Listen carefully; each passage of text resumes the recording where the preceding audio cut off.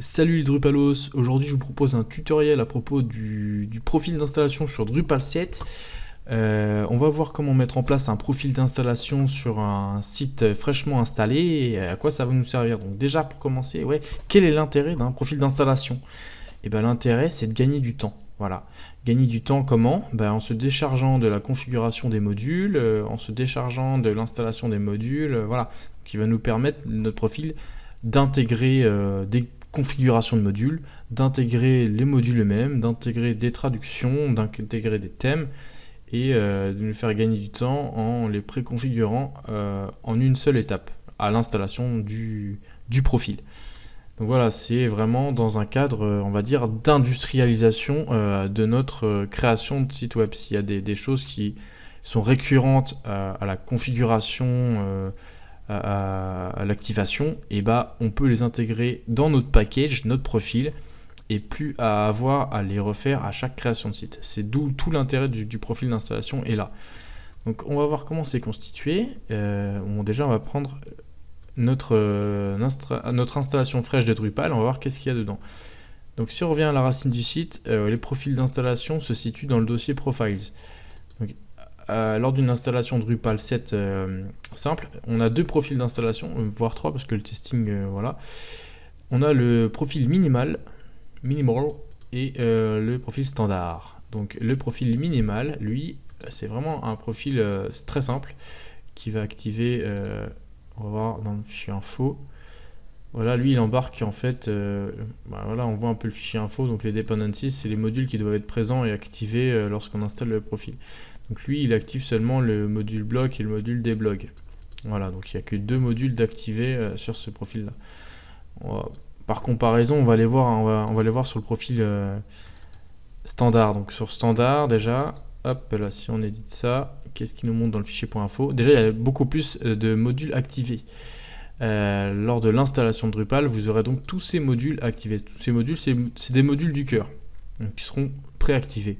Comme ce fameux module overlay que je n'apprécie pas beaucoup lors de mes installations. Donc voilà, donc ce module typiquement, j'ai pas envie de l'utiliser à la création d'un site.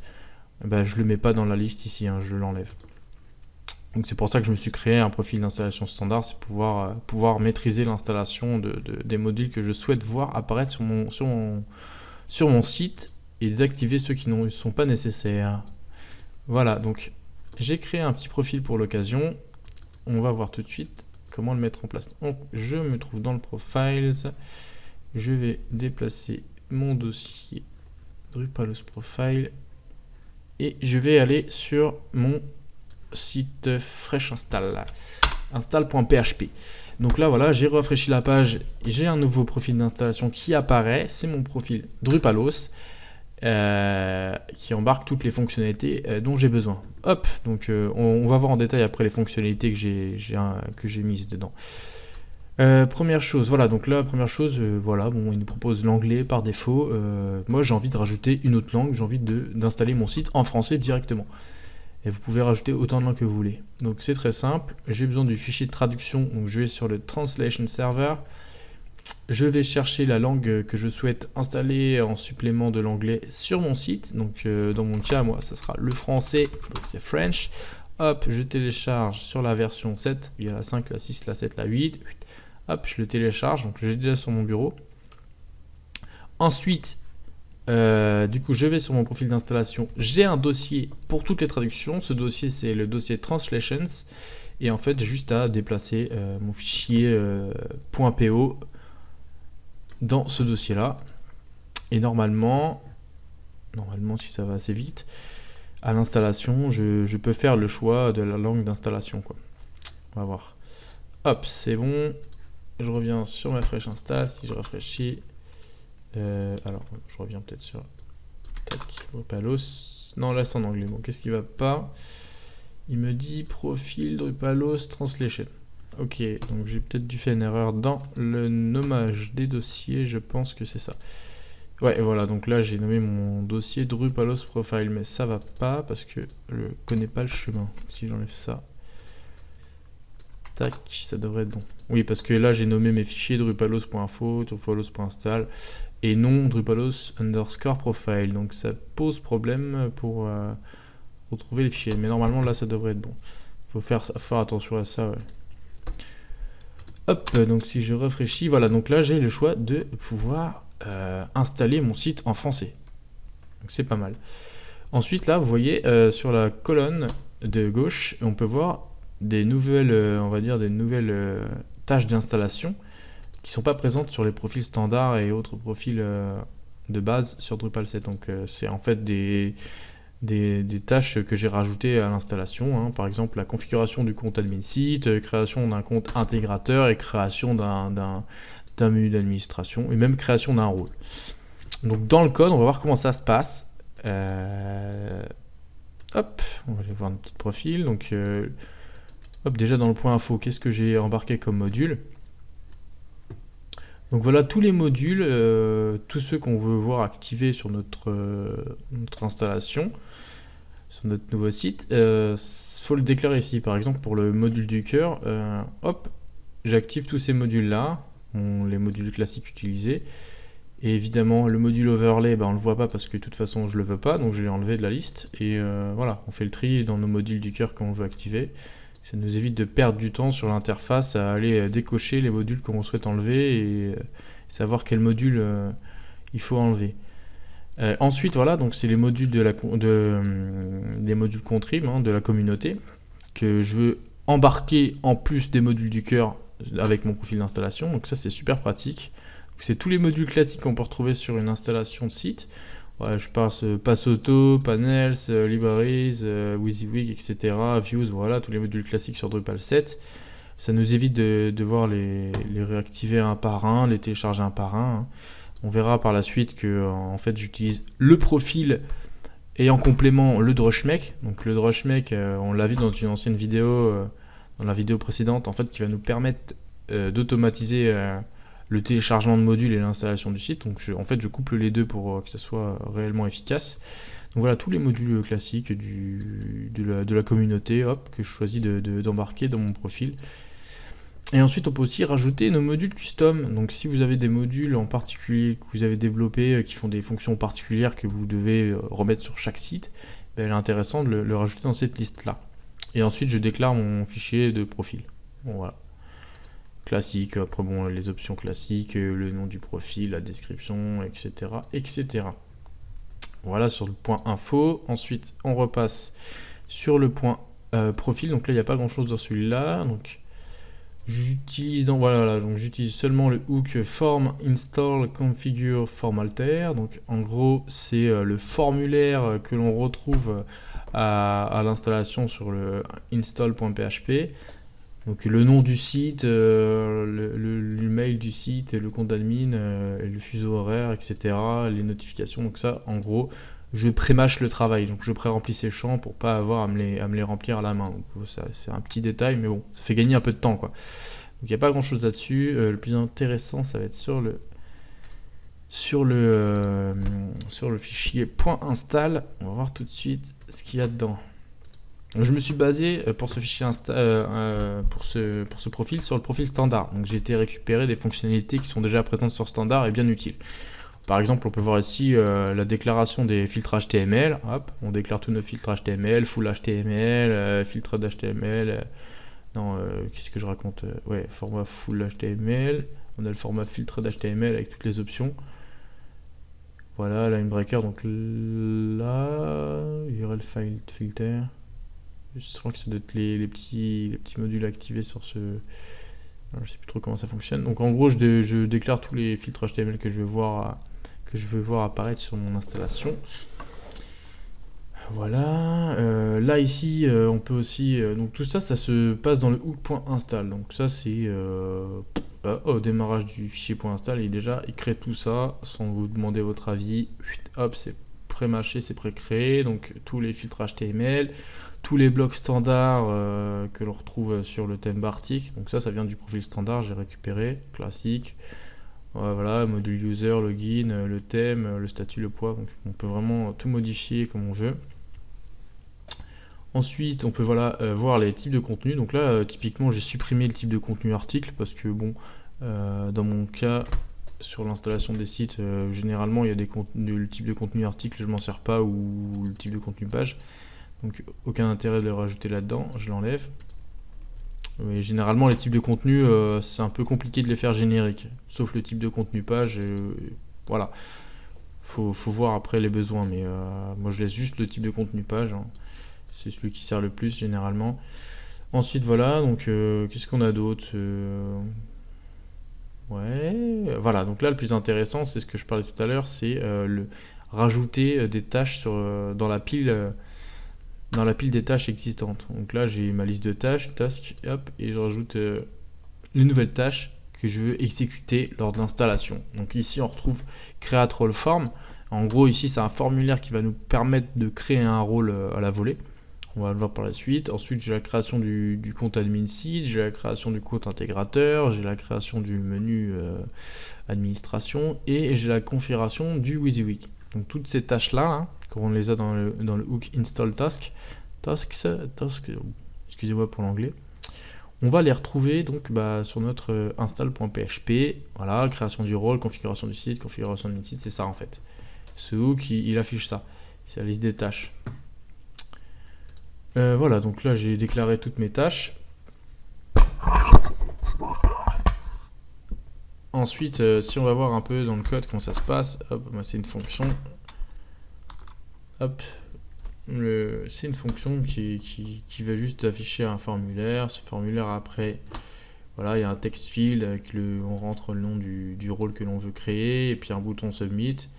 Et après on fait un form submit pour aller créer notre rôle et pour l'assigner quoi. Voilà, donc là je crée un nouveau rôle type admin tech. Enfin non, ouais si ça, voilà, je récupère la valeur du champ admin tech, enfin du text field, hop, je lui donne le poids numéro 4, je sauvegarde le rôle, etc. etc. Voilà, création d'un rôle par le code, hein, c'est intéressant de voir ça aussi. Ensuite on revient à notre liste des tâches. On peut aller voir aussi la création d'un compte intégrateur. Donc typiquement, vous pouvez créer un rôle intégrateur et ensuite assigner ce rôle à un utilisateur.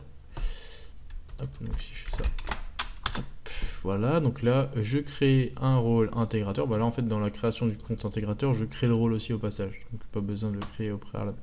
Hop, je crée un compte avec le nom, le mot de passe, le mail, le statut, donc savoir s'il est actif ou bloqué. Je sauvegarde cet utilisateur, hop, je lui donne les permissions, access content classique, et ensuite je lui passe un rôle, donc le rôle intégrateur que j'ai créé au préalable. Hop, je lui assigne le rôle ID, le RID là. Hop, je lui donne, et je l'enregistre. Voilà, je fais un DB insert là pour mettre à jour le rôle de l'utilisateur. Donc lorsqu'on tombe sur cette tâche, il va créer le rôle, créer l'utilisateur, assigner le rôle à l'utilisateur, lui donner des permissions, et voilà. Donc en quelques lignes de code, on a pu configurer déjà un utilisateur complet. Donc c'est un gain de temps assez intéressant. Surtout si on a des rôles qui reviennent, enfin des utilisateurs qui reviennent de façon récurrente sur vos installations. Autant l'automatiser, tout ce qui revient de façon récurrente, mieux vaut l'automatiser, hein. C'est du gain de temps au maximum. Voilà, même la création de menus, je me suis amusé à l'automatiser parce que ça c'est généralement assez pénible à créer à la main, pour créer chaque lien de menu, etc. Donc le problème avec la création de menus, c'est que c'est généralement très peu générique, hein, c'est généralement jamais les mêmes menus. Mais bon, là dans mon cas, moi c'est un menu d'administration pour les utilisateurs, donc ça reste un peu générique. De toute façon, j'ai créé juste une base de menus et après je remplirai au fur et à mesure. Mais ça me permet déjà de créer une petite base de menus sans avoir à le configurer à la main et à créer les liens un par un. Donc là, je crée une flopée de liens. Bon, pour l'instant, le link pass, il redirige vers le front parce que bon, j'ai pas créé forcément les vues associées, etc. Sauf pour certaines vues, par exemple la gestion des utilisateurs, où typiquement on prend le chemin admin people, etc. Donc là j'ai mon menu d'administration déjà fait, donc j'ai besoin au moins une base qui permet un peu de gagner du temps. Voilà, voilà, donc on va voir, on va lancer donc l'installation du site. On va voir comment ça se passe. Alors voilà, je mets en français Save and Continue. J'ai plusieurs erreurs PHP, donc classique. Là, tous les modules qui ont été comment dire, qui ont été donc que j'ai définis dans mon fichier .info. Donc là, ils sont pas présents. Voilà, je les ai pas dans mon profil, donc il va me générer une erreur. Donc voilà, pour le profil, il faut savoir que tous les modules que vous avez besoin, il va falloir les mettre dans le dossier module. Il faut les embarquer dans le profil. Vous pouvez les mettre dans site all module, mais la bonne pratique veut que quand vous créez un profil, les modules que vous utilisiez ils soient présents dans le dossier module. En tout cas pour les modules de la communauté. Pour les modules du cœur, non, il n'y a pas besoin, mais juste les modules de la communauté, il faut qu'ils soient là-dedans. Et c'est à ce niveau-là que je fais intervenir Drushmake. En fait, sur mon site, ça va être simple. Hop, là je suis sur mon site. Ok, attendez, hop.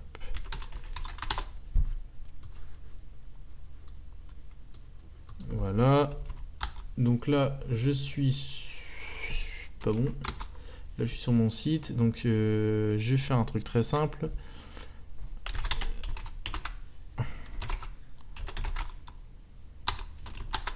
Alors voilà, les modules de contrib. Donc j'ai tout ça comme module de contrib. Bah, c'est très simple, je vais les copier dans mon dossier de profile. Alors, cp-r des contrib étoile tac et je le veux dans mon profil. Alors hop, on remonte de niveau. Site, je crois qu'il y a encore un niveau. Non, c'est juste là. Voilà, profile module. Ah non, Drupalos. Hop, Drupalos module. Contrib. Voilà. Donc là, normalement, je copie tout. Donc je déplace, non, je fais juste une copie de tous les modules qui sont présents sur Sitol module contrib dans mon dossier de profil. Ça, c'est une bonne pratique lorsqu'on crée un profil d'installation. Donc si on revient un peu sur notre... Hop. Donc ici, on retrouve tout. On va relancer l'installation, voir si notre erreur est corrigée. Donc ça, c'est... On commence, on tâtonne. Voilà, donc là, qu'est-ce qu'il me dit? Les modules suivants sont nécessaires, mais ne sont pas trouvés. Ah. Peut-être qu'il manque ces modules-là dans les... Ouais, je vais vérifier. Tac. Bon. Donc là, il me dit OG, il est manquant. D'accord, donc si je vérifie... Ici, effectivement, j'ai pas de OG. Voilà, donc j'ai pas de OG. Bah écoute, ouais, je vais peut-être les enlever pour l'exemple. Switch dev prod, ok, bon, je vais faire simple, je vais les enlever, tac, du point info, hop, merde.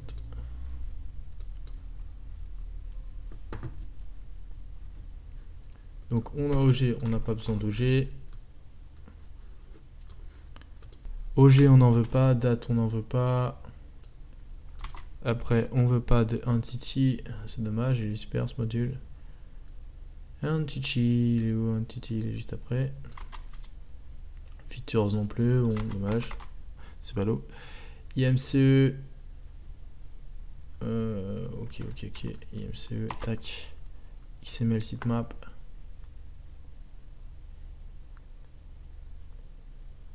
Je vois pas, il est là. Petite référence. Bon, je vais plutôt faire un truc anti-mur. Voilà, petite référence, tac. Et plume sujet dev, bon dommage, donc tout ça, ça s'en va. Hop, je sauvegarde et je recharge la page. Enfin, ça devrait être bon. Donc là, ça initialise l'installation. Donc il va hop, installer et activer tous les modules nécessaires. Voilà, je vais mettre sur pause, pas besoin de voir tous les modules. Voilà, donc là l'installation se termine des modules. On va voir ce qui se passe par la suite. Donc installation des traductions, ok. Donc là il va encore télécharger toutes les traductions. On va mettre sur pause. Attends, ok, donc j'ai réussi à passer l'étape de l'import des traductions pour passer à la suite. Donc ici on retrouve en fait le formulaire que j'avais préconfiguré dans mon fichier .profile. Donc on retrouve toutes les données. Hop, je vais revenir sur... Voilà. On voit qu'ici la case à cocher est déjà remplie et que les défauts, les fuseaux horaires par défaut sont remplis. Donc on enregistre, on continue. Et là on va rentrer dans les portions de code que l'on a créées dans le fichier .install. Voilà, donc si je veux rentrer le nom d'un rôle d'admin technique, hop, je sais pas, moi je lui mets admin tech au pif. Donc là, paf, ça me crée un rôle directement et ça l'attribue à l'utilisateur 1, voilà, à l'admin du site. Voilà. Donc déjà un gain de temps plutôt qu'aller s'amuser sur le back-office à cliquer partout pour ajouter un rôle, l'assigner à l'utilisateur. Hop, on rentre le rôle, il se crée automatiquement et il est assigné directement à l'utilisateur. Bon, bah j'ai des DSM, hein, j'ai dû laisser des debugs malheureusement. Ah non, là je suis parti sur... Ouais, en fait là il a fini toutes les étapes, hein. Il a fini toutes les étapes d'installation. Il y a un truc qui marche pas, mais voilà, mon site est créé. Donc si on va voir maintenant sur le site, tac.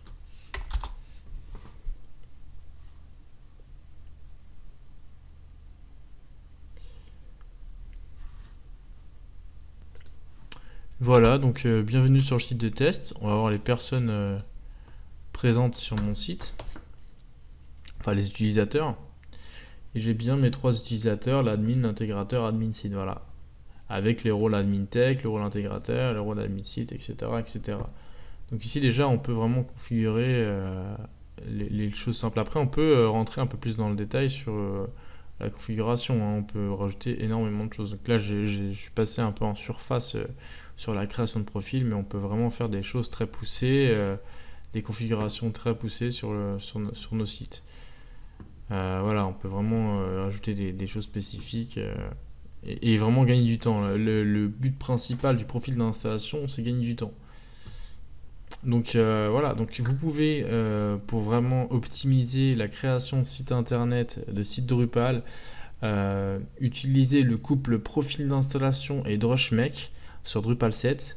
Et là vous pouvez créer un site en moins de 5 minutes, quoi, si vous avez au préalable bien renseigné votre profil d'installation avec toutes les configurations dont vous avez besoin. Donc voilà, j'espère que ce tutoriel vous aura fait apprendre quelque chose. Et si vous avez des questions, des remarques, n'hésitez pas à laisser des commentaires en dessous de la vidéo, hein. Ça peut être toujours intéressant d'avoir des feedbacks. Je vous remercie d'avoir suivi, j'espère que la vidéo n'a pas été trop longue. Voilà, bonne soirée à tous, merci encore.